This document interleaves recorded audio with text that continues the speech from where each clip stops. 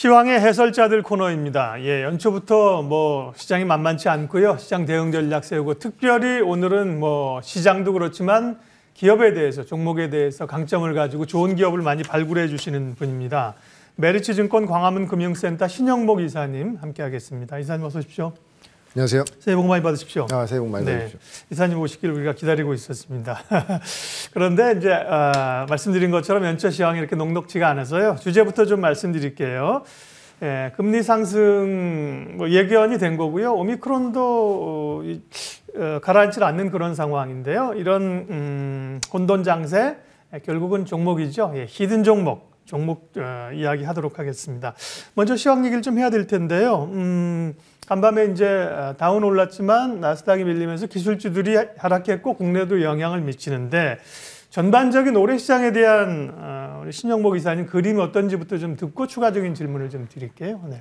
올해 시장은 좀 개인적으로 지극히 개인적인 견해로 네. 박스피 예상하고 있고요. 예. 그러니까 지수 3,400, 3,300 이상을 시원하게 뚫고 갈 만한 그런 장은 아니라고 보고 있습니다. 이제 그렇게 말씀드릴 수 있는 근거가 일단 우리나라 경제 성장률 작년에 이제 21년에 4%까지 올랐다가 올해는 3% 정도, 3% 이하로 보는 좀 연구소도 있고요. 예. 그러니까 일단 경제 성장률 자체가 이제 좀 약간 슬로우해지는 그런 느낌도 있고 기업의 순이익도 아주 드라마틱하게 좋아지진 않아요. 한 순이익 기준으로 작년 한 170조인데 올해는 한 190조 정도라고 한다면 한 10% 정도 좋아지는 수준이기 때문에 네.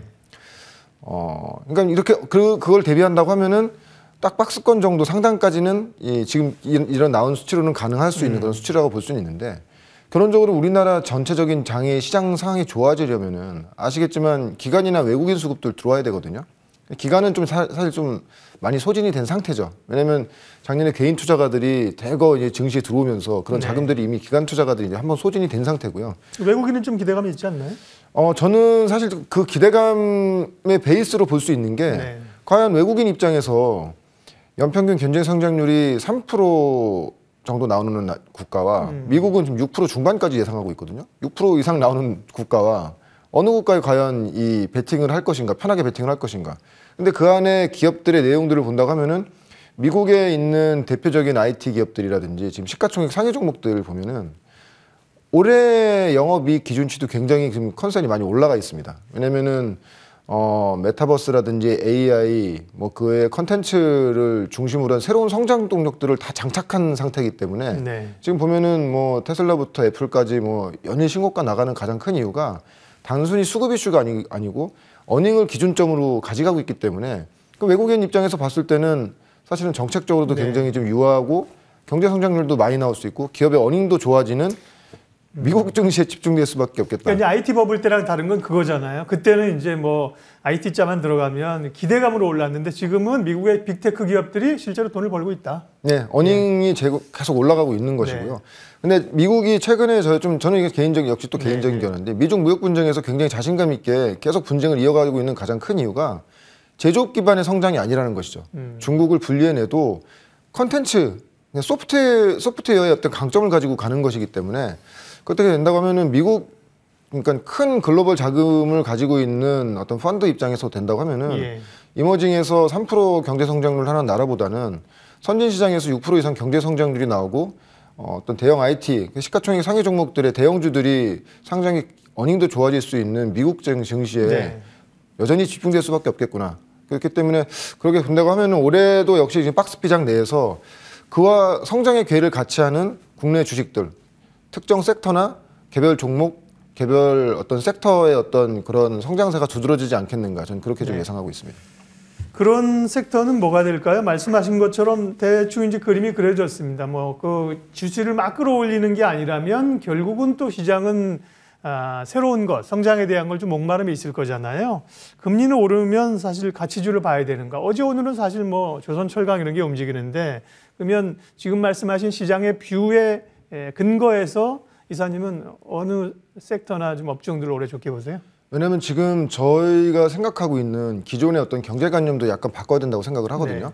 금리 오르면 성장주 죽는다는 거는 주식을 안 하시는 분들도 알고 있는 그런 내용이에요. 지금 학교에서 공부를 하고 있는 학생들도 알 정도의 단순한 내용이고 근데 그 성장이라는 것을 과연 어떤 것에 기준점을 두냐가 중요한 것 같은데 미국의 지금 빅테크 기업들이 바로 이 메타버스라든지 AI라든지 컨텐츠를 가지고 기업의 어닝을 끌어가고 있기 때문에 그러니까 어떤 류의 성장이냐가 되게 중요한 것 같습니다. 이건 그러니까 단순히 모멘텀 앞으로 좋아질 거라는 단순한 어떤 기대감의 성장이 아니라 그것이 영업이익으로 연결될 수 있는 어떤 성장이라고 한다면은 단순히 성장주, 그러니까 소위 말해서 금리 인상되면 성장주는 죽을 수밖에 없다. 성장주는 조정받을 수 없겠다는 이런 생각이 아니라 금리 인상이 돼도 이런 성장주는 돈을 벌고 있는 어떤 기업 내에서 어떤 주축이 되는 어떤 모멘텀이기 때문에 이 안에서도 여전히 성장주들은 좀 좋아질 수 있는 그런 흐름으로 갈 수 있다. 물론 그런 것들이 있습니다. 뭐냐면 어떤 섹터의 변화, 지금 어제 오늘 그런 변화가 굉장히 감지된 게 갑자기 이제 시크리컬 종목들이 올라오면서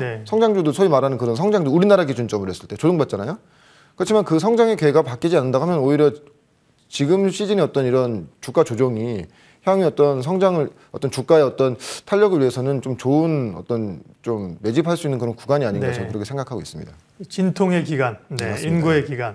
예, 그리고 기본적으로 신영모 기사님은 뭐 제가 잘 모를 수도 있겠지만 옆에서 보기에는 뭐 가치주를 싸게 사는 것보다는 좋은 성장의 기회들을 기업들을 찾으려고 발굴하시고 노력하는 쪽으로 저는 알고 있습니다. 그래서 저희가 이제 지난번에 코너도 히든 밸류라고요. 숨겨진 기업들. 올해도 역시 오실 때마다 좋은 기업을 발굴하는 쪽으로 포커스를 전체적으로 맞출 거예요. 그러면 뭐 지금의 약간 혼돈스러운 시장 속에서 오늘 주목할 만한 기업 첫 번째 어디일까요? 일단 첫 번째 기업은 SK 이노베이션입니다. 일단 저는 성장주 중에서 여전히 이제 2차 전지 쪽이랑 뭐 아까도 서두에도 말씀드렸지만 메타버스라든지 컨텐츠를 굉장히 좋게 보고 있고 성장주라는 어떤 관점으로 봤을 때 모든 시장의 참여자가 부인하지 못하는 성장 섹터 분명히 있지 않습니까? 만약 바이오라고 한다면 사실 호불호는 갈리죠. 바이오 섹터를 좋아하시는 분들은 신약이 성공하면 엄청난 그 효과를 누리기 때문에 그거에 베팅하시는 분도 있는 반면에 여기에 임상 실패하면 그 어떤 파이프라인 가치가 있느냐 그런 걸 디스하시는 분들도 있지 않습니까? 그러니까 이런 호불호가 있는 성장주는 사실은 잘 가리셔야 돼요. 그렇지만 우리가 생각하는 누구도 부인하지 못한 그 성장주 앞으로 다가올 수밖에 없는 성장 섹터라고 한다면 당연히 지금에서는 2차 전지 쪽이 여전히 뭐 유명하다고 보고 있고 단순히 그런 건 있어요. 뭐냐면 너무 많이 올랐다. 이제 4-5년치 PR을 다 땡겨서 뭐 PER 뭐 80배, 100배 되는데 너무 비싸지 않냐 이렇게 생각하시는 분들은 뭐 그런 어떤 뭐 밸류에이션에 대한 문제는 사실은 판단하기 나름이기 때문에 그렇지만 성장 섹터 내에서 여전히 앞으로도 그 성장 폭이 크게 남아있는 섹터로 된다고 하면은 2차 전지 쪽 보고 있고 SK 이노베이션은 왜 이 시점에서 SK 이노베이션이라는가를 좀 생각을 해봐야 될 것 같아요. 왜냐면 다들 아시겠지만 LG 에너지 솔루션이 이제 조만간 이번 달 말에 상장할 건데 그 종목이 상장이 되면은 지금 공모가가 60조에서 70조 정도 예상을 하고 있고 상장되면 뭐 100조는 뭐 기정사실화 된 것처럼 지금 시장에서 다 얘기하고 있지 않습니까? 아무래도 그러다 보니까 시장에 들어와 있는 기관이나 외국인 자금들 중에서 BM 벤치마크를 추종하는 이런 뭐 코스피 뭐 100이라든지 그외 뭐 2차 전지 ETF 같은 경우에는 포트 조절을 해야 되거든요. 그렇겠죠. 왜냐면 60조가 아니라 진짜 상장해서 100조가 돼 버리면 시가총액이 2위가 되기 때문에 기존에 있는 담아야지. 다 새로운 종목이 담는 게 아니라 새로운 자금으로 담는 게 아니라 기존에 있던 투자되어 있는 종목들에서 하면 돈을 빼다 보니까 그래서 이제 대형주라든지 좀 시가총액 상위 종목이 좀 안 좋아질 거라고 얘기하는 것도 그렇고 2차 전지 내에서 수급도 안 좋아질 거라는 얘기도 그런데 그런 시점에서 왜 SK 이노베이션에 접근돼야 되느냐를 봤을 때는 일단 SK 이노베이션은 지금 시가총액 기준으로 한 22조에서 23조 정도가 되는데 다들 아시겠지만 원래 화학업종입니다. 화학업종이고 SK온 이제 자회사를 이제 분리 상장해서 이제 상장한다는 그런 그림으로 가져가고 있는 건데 22조, 23조 정도에 되는 시가총액 밸류 중에 한 10조 정도는 화학 부분의 밸류를 좀 볼 수 있고요.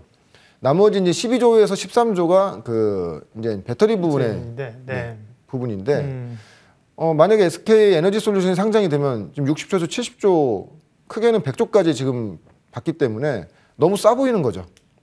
너무 싸 보인다는 그런 논지가 지금 성립되는 것이고 그래서 지금 SK 이노베이션의 흐름 보시면은 다른 2차 전지 소재 업종과 전혀 주가 흐름이 완전 다르게 가고 있습니다. 요즘 흐름 좋던데요? 완전 다르게 가고 있습니다. 왜냐하면 뭐 에코프로 BM이라든지 대표적으로 LNF 같은 기업과는 전혀 지금 주가 흐름이 틀려지고 있거든요. LG와 말할 것도 없고. 맞습니다.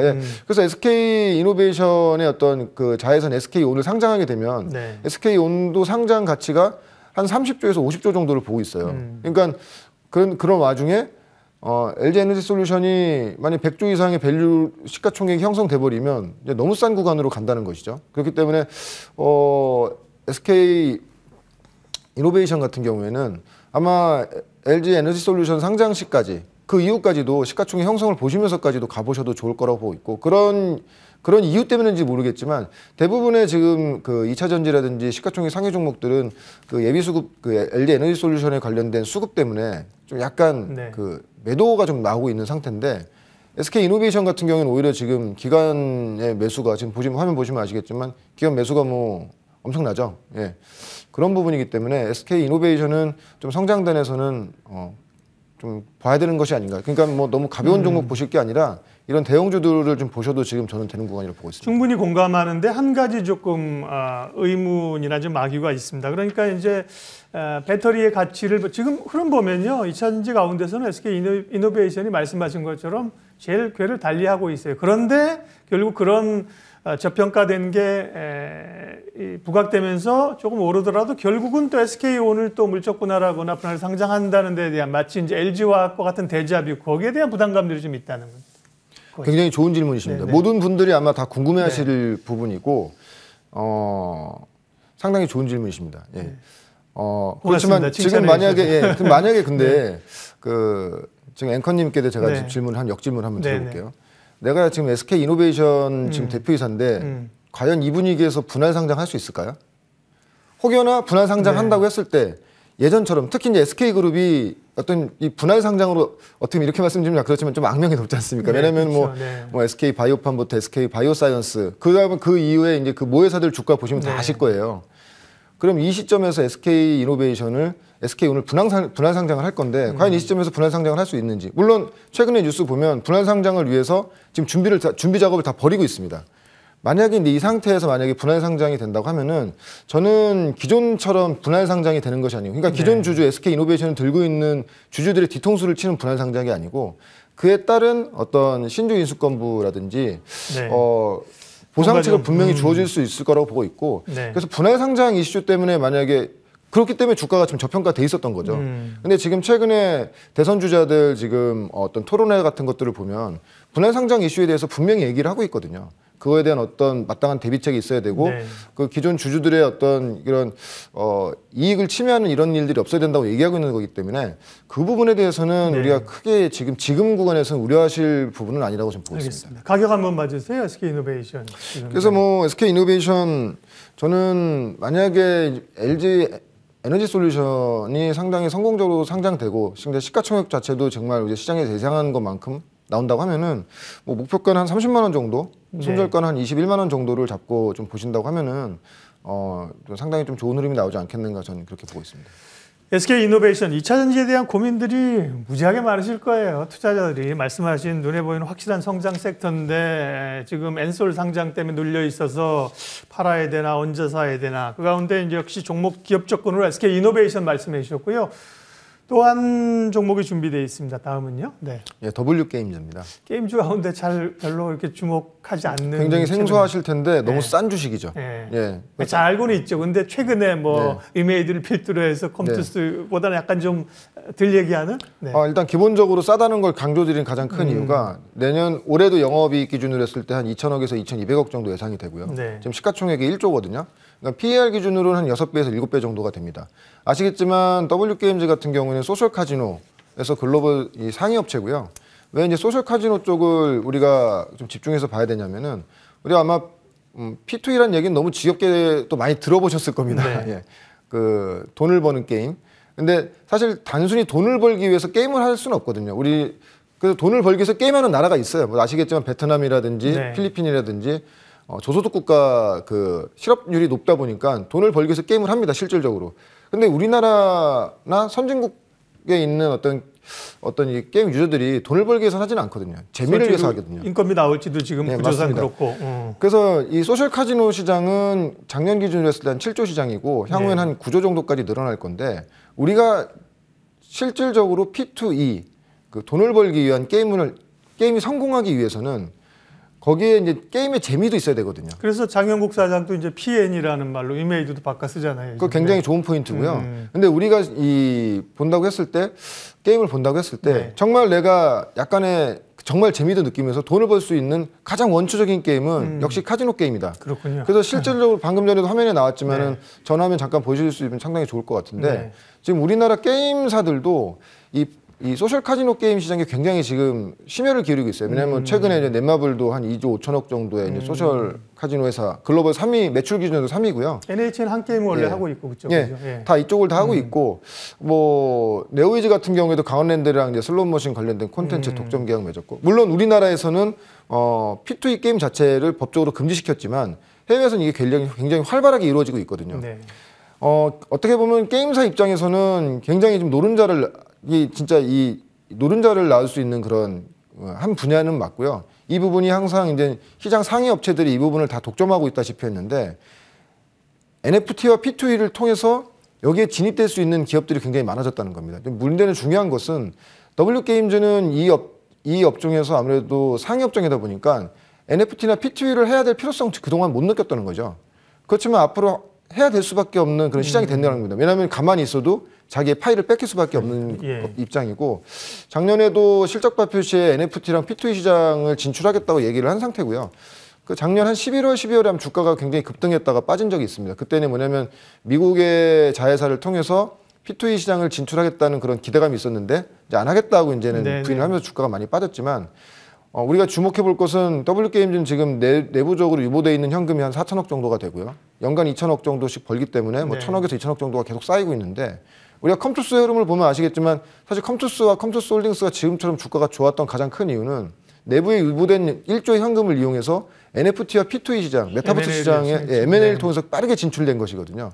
그렇게 된다고 하면 W게임즈는 기본적으로 싼 가격대에서 그런 어떤 NFT나 P2E 시장에 진출하고자 하는 어떤 이런 것들이 가시성이 된다고 하면은 주가는 상방이 굉장히 좀 열려 있는 상태라고 저는 보고 있고 그래서 최근에 보시면 아시겠지만 네오이즈도 지금 주가가 상당히 급등하고 있어요. 지금 최근에 이번 올해 들어서 지금 게임즈라든지 메타버스 관련 종목들이 조정 많이 받고 있는데 네오이즈는 지금 그와는 별개로 오히려 더 좋은 흐름 나오고 있거든요. 그게 바로 이제 아무래도 이제 P2E 게임에 대한 기대감이기 때문에 네. W게임즈도 지금 그런 맥락에서 보신다고 하면은 밸류 자체도 싼 상태지만 가격만 한번 봐주시겠습니까? 네. 네.